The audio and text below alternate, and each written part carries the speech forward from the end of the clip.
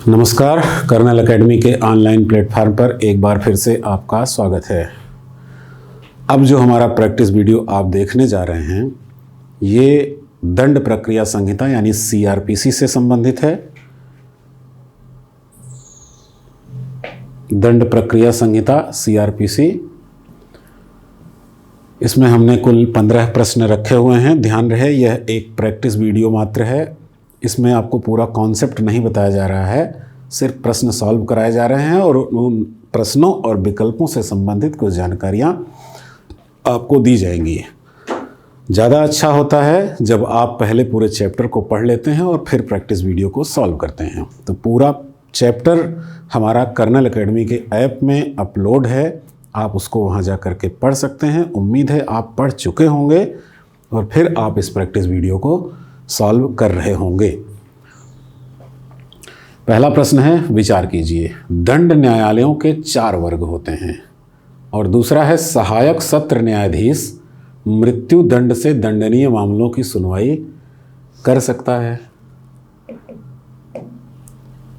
तो कौन सा कथन इसमें सही है? पहला सही है या दूसरा सही है या दोनों सही हैं या दोनों गलत हैं? इस तरह से आपको उत्तर देना है। तो दंड न्यायालयों के 4 वर्ग होते हैं, ये बिल्कुल सही है, क्योंकि पहला वर्ग होता है सत्र न्यायालय, जिसमें सत्र न्यायाधीश और अतिरिक्त सत्र न्यायाधीश होते हैं। दूसरा सहायक सत्र न्यायाधीश का न्यायालय होता है। तीसरा प्रथम श्रेणी न्यायिक मजिस्ट्रेट का न्यायालय होता है। फिर उसके बाद कार्यपालक मजिस्ट्रेट का न्यायालय होता है। तो 4 वर्ग होते हैं न्यायालयों के, ये सही है। दूसरा है, सहायक सत्र न्यायाधीश मृत्यु दंड से दंडनीय मामलों की सुनवाई कर सकता है, ये गलत है। अगर आपने सीआरपीसी का पार्ट फर्स्ट पढ़ा होगा तो वहाँ पर न्यायाधीशों की अधिकारिता बताई गई है कि कौन कितने तक के मामलों की सुनवाई कर सकता है। तो सहायक सत्र न्यायाधीश 0 से लेकर के 10 वर्ष तक के कारावास से दंडनीय अपराधों की सुनवाई करते हैं। मृत्यु दंड के से दंडनीय अपराधों की सुनवाई करने का अधिकार इनको प्राप्त नहीं है। तो सिर्फ पहला सही है, यानी ए विकल्प यहाँ पर सही होता है।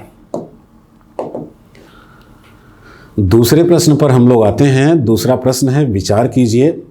सीआरपीसी के अंतर्गत 10 लाख की जनसंख्या वाले नगरों को महानगर कहा गया है। और दूसरा है, कुछ महानगरों में मेट्रोपॉलिटन मजिस्ट्रेट की नियुक्ति की गई है।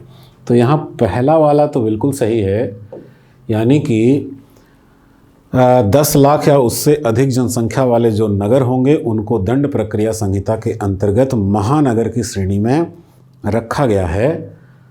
और कुछ महानगर जो मेट्रोपॉलिटन सिटी हैं, दूसरा कथन कह रहा है कि उसमें मेट्रोपॉलिटन मजिस्ट्रेट की नियुक्ति की गई है। तो मैं आपको इस बारे में थोड़ी सी जानकारी देता हूँ। जो प्रथम श्रेणी न्यायिक मजिस्ट्रेट होते हैं उन्हीं को महानगरों में अगर सरकार चाहे तो उस महानगर में मेट्रोपॉलिटन न्यायालय स्थापित कर सकती है। और मेट्रोपॉलिटन न्यायालय में जब प्रथम श्रेणी न्यायिक मजिस्ट्रेट की नियुक्ति होती है तो वह मेट्रोपॉलिटन मजिस्ट्रेट कहलाता है। और उत्तर प्रदेश में अगर आप देखेंगे तो कानपुर में मेट्रोपॉलिटन न्यायालय की स्थापना की गई है और वहाँ पर मेट्रोपॉलिटन मजिस्ट्रेट की भी नियुक्ति की गई है। सरकार चाहे तो और भी नगरों में ऐसा कर सकती है, इसलिए ये दूसरा विकल्प आपका बिल्कुल सही है, यानी कि दोनों कथन यहाँ पर सही हैं। मतलब सी उत्तर आपका हो जाता है सही। तीसरा कथन देखते हैं, तीसरा प्रश्न देखते हैं। विचार कीजिए। यहाँ 2 कथन हैं और दोनों का आपको मूल्यांकन करना है कि कौन सा सही है कौन सा गलत है। कुछ अपराधों की इत्तिला जनता द्वारा दी जा सकती। इत्तिला यानी सूचना, यानी उनकी सूचना पर एफआईआर यानी रिपोर्ट भी लिखी जा सकती है। तो कहा गया कि कुछ अपराधों की इत्तिला जनता द्वारा भी दी जा सकती है। दूसरा है, यह प्रावधान धारा 37 में किया गया है। तो बताते हैं हम आपको, बहुत सारे अपराध हैं, जैसे खाद्य अपमिश्रण से संबंधित है, देश के खिलाफ देशद्रोह का कोई मामला बन रहा है, कोई रेल, कोई नहर, कोई सड़क से को क्षति पहुंचाने का कोई आपराधिक कार्य किया जा रहा है, मानव शरीर के विरुद्ध, संपत्ति के विरुद्ध, यानी एक तरीके से सभी अपराधों के खिलाफ जनता भी सूचना दे सकती, यानी किसी की भी सूचना पर रिपोर्ट दर्ज की जा सकती है, और इसलिए ये पहला कथन बिल्कुल सही है।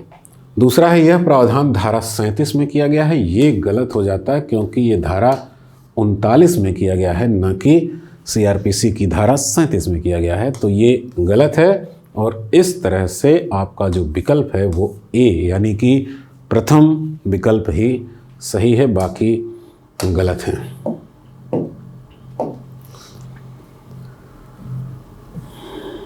चौथा प्रश्न देखते हैं, विचार कीजिए। दो कथन यहाँ भी हैं। कुछ मामलों में किसी व्यक्ति को वारंट के बिना भी पुलिस गिरफ्तार कर सकती है। यानी आप देखते होंगे कि जब पुलिस गिरफ्तार करने आती है, फिल्मों में आपने देखा होगा, तो कहा जाता है कि क्या आपके पास वारंट है। लेकिन यहाँ कहा जा रहा है कि कुछ मामलों में किसी व्यक्ति को बिना वारंट के भी गिरफ्तार किया जा सकता है। और दूसरा है, किसी भी परिस्थिति में बिना वारंट के किसी मकान की तलाशी नहीं ली जा सकती है। तो हम आपको बता दें, पहला बिल्कुल सही है। बहुत से ऐसे अपराध हैं, संज्ञेय अपराध, जहाँ पर गिरफ्तार करने के लिए किसी वारंट की आवश्यकता नहीं है।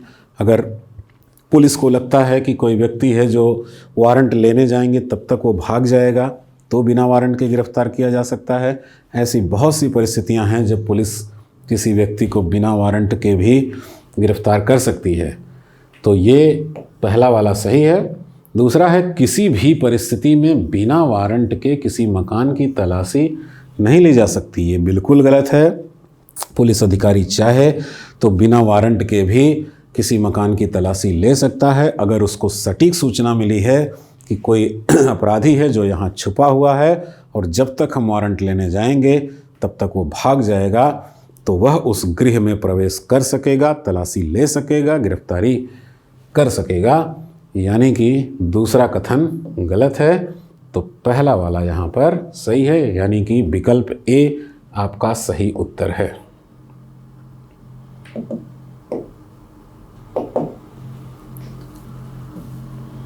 पांचवें प्रश्न पर आ जाते हैं। किस धारा के अंतर्गत पुलिस बिना वारंट के व्यक्ति को गिरफ्तार कर सकती है? अभी जिसका जिक्र हो रहा था, जो पूरा प्रावधान मैंने आपको बताया, ये CRPC की धारा 41 में ऐसा कहा गया है कि ऐसी परिस्थितियां जब पुलिस अधिकारी किसी व्यक्ति को बिना वारंट के भी गिरफ्तार कर सकता है। ये धारा 41 का विषय है।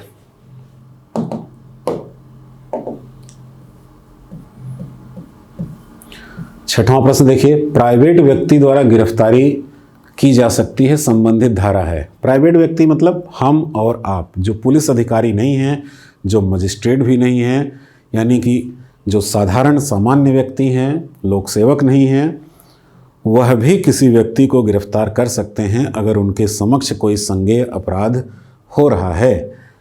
ये नियम है CRPC में। पूछा जा रहा किस धारा में ये नियम लिखा गया है, तो बड़ी ही इम्पॉर्टेंट धारा है 43। आप याद कर लीजिए, ये आपकी परीक्षा में पूछा जा सकता है। वास्तव में 3 धाराएं 41, 43 और 46 ये बहुत ही इम्पॉर्टेंट होती हैं। आप इनको याद करेंगे तो पूरी संभावना है कि आपकी परीक्षा में एक आध सवाल CRPC से जरूर मिल जाएंगे।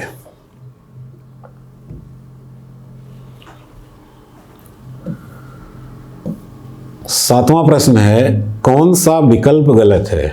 तो 4 विकल्प दिए गए हैं, कौन सा गलत है ये आपको चुनना है।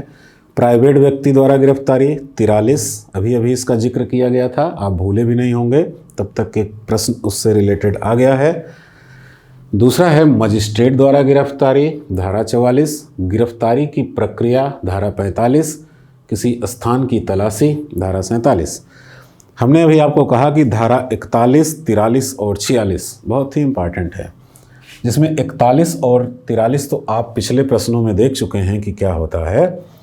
गिरफ्तारी की जो प्रक्रिया होती है, कैसे गिरफ्तारी की जाएगी, ये धारा 46 में ही होती है, और जबकि यहाँ 45 लिखा हुआ है तो ये गलत है, यानी कि गलत विकल्प यही सी होगा।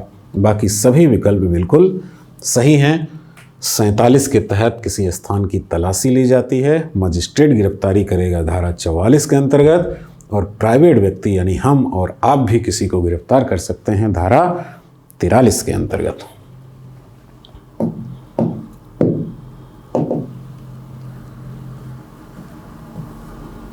आठवां प्रश्न है, फरार व्यक्ति को हाजिर होने की सूचना के संबंध में क्या सही है। यानी कोई व्यक्ति फरार हो गया है, अब उसको हाजिर, उसके खिलाफ वाद दाखिल किया गया है और न्यायालय उसे हाजिर होने का आदेश करता है, तो इस बारे में कौन सा कथन सही है। प्रश्न यही है।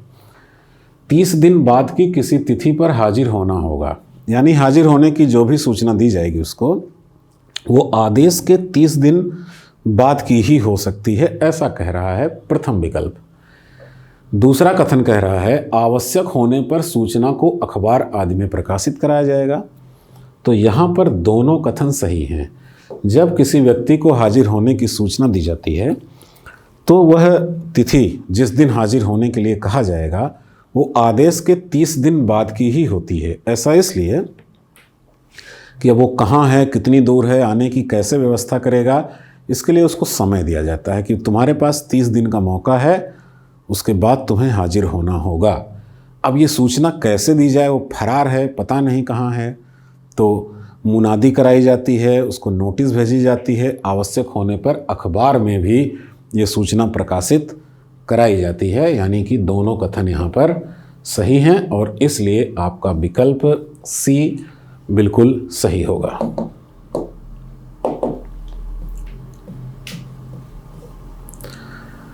नौवां प्रश्न है, गिरफ्तार व्यक्ति की तलाशी से संबंधित धारा है। धारा 49, धारा 50, धारा 51 और धारा 52। गिरफ्तार व्यक्ति की तलाशी का मतलब है कि जब एक प्रक्रिया होती है कि जब आपको गिरफ्तार किया जाएगा तो सबसे पहले आपकी तलाशी ली जाएगी कि कहीं खतरनाक हथियार तो नहीं रखे हैं, क्या चीज़ें आपके पास हैं, उसकी तलाशी ली जाती है।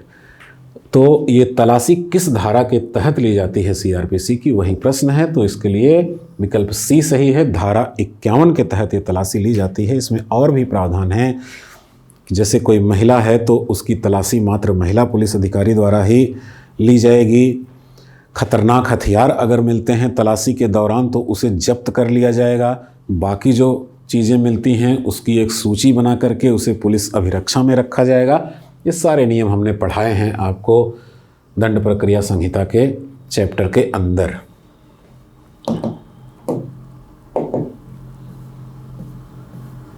दसवां प्रश्न है, विचार कीजिए।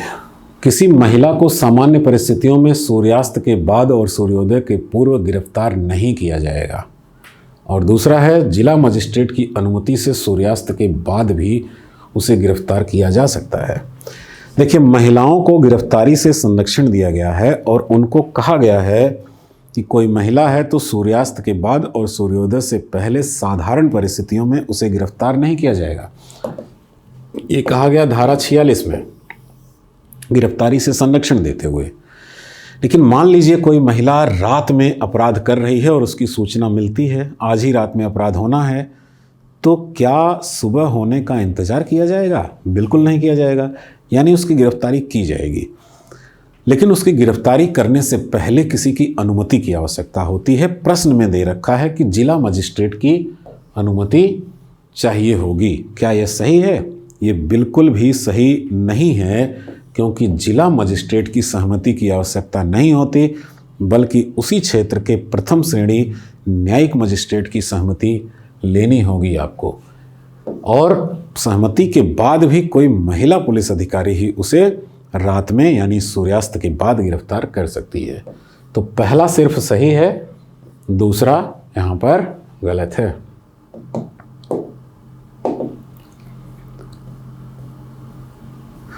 ग्यारहवें प्रश्न पर आते हैं, विचार कीजिए। सीआरपीसी की धारा 83 कुर्की से संबंधित है। धारा 82 के साथ धारा 83 का भी आदेश किया जा सकता है। तो ध्यान दीजिएगा, कुर्की यानी कि जब कोई व्यक्ति फरार हो जाता है और उसको हाजिर होने की सूचना दी जाती है लेकिन वह निश्चित तिथि तक हाजिर नहीं होता, तो उसकी संपत्ति को जब्त करने का आदेश दिया जाता है, जिसको कुर्की कहते हैं आप। तो सीआरपीसी की धारा 83 कुर्की से संबंधित है, ये बिल्कुल सही है। अब दूसरा जो सवाल है यही आपके लिए थोड़ा सा समझने योग्य है धारा 82 के साथ धारा 83 का भी आदेश किया जा सकता है। मैं इसको समझा देता हूँ आपको।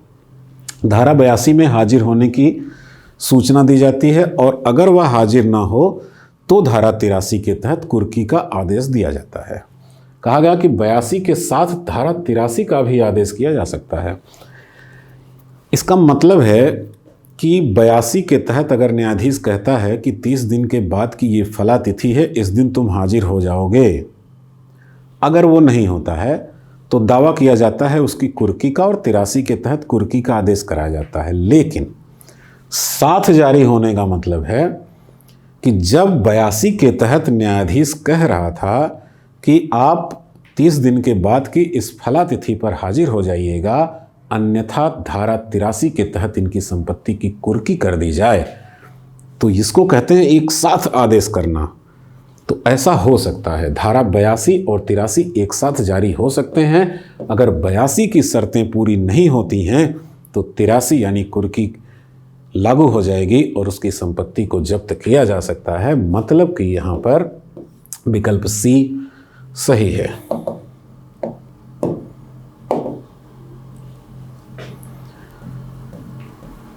12वां प्रश्न देखिए।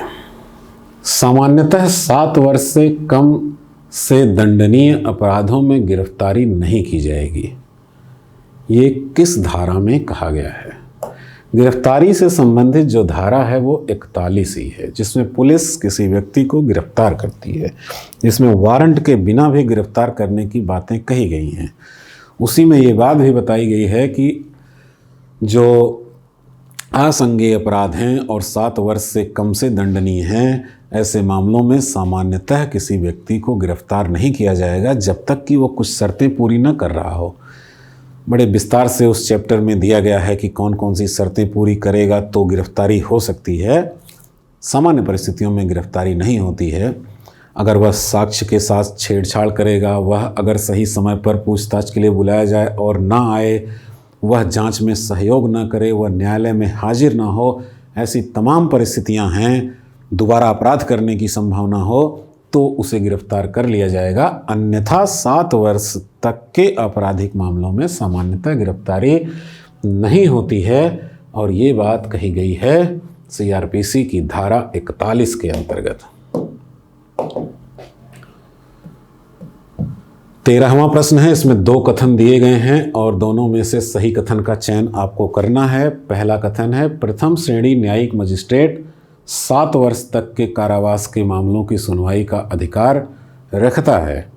और दूसरा है, द्वितीय श्रेणी न्यायिक मजिस्ट्रेट 3 वर्ष तक के कारावास के मामलों की सुनवाई का अधिकार रखता है। कौन सा सही है इसमें? वास्तव में ये दोनों ही गलत हैं। प्रथम श्रेणी न्यायिक मजिस्ट्रेट जो होता है ये 0 से लेकर के 3 वर्ष और द्वितीय श्रेणी जो होता है ये 0 से लेकर के 1 वर्ष तक के मामलों की सुनवाई करने का अधिकार रखते हैं। इसके ऊपर जो सहायक सत्र न्यायाधीश होते हैं वो 0 से लेकर के 10 वर्ष तक, अतिरिक्त सत्र न्यायाधीश और सत्र न्यायाधीश 0 से लेकर के मृत्युदंड तक के मामलों की सुनवाई करने का अधिकार रखते हैं। तो यहाँ पर दोनों ही गलत हैं, अर्थात आपका जो उत्तर होगा वो होगा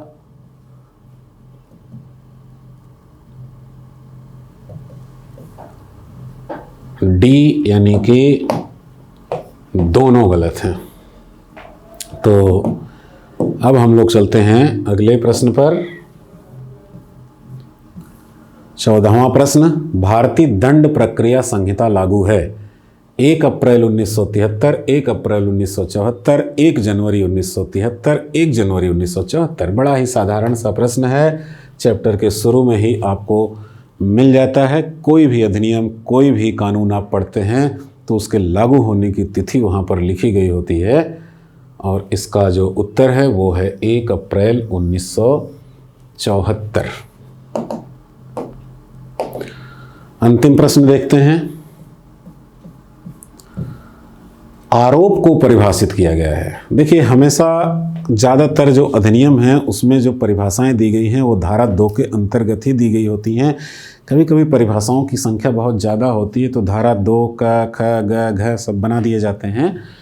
तो यहाँ पर पूछा गया है कि आरोप कौन सी धारा में परिभाषित किया गया है।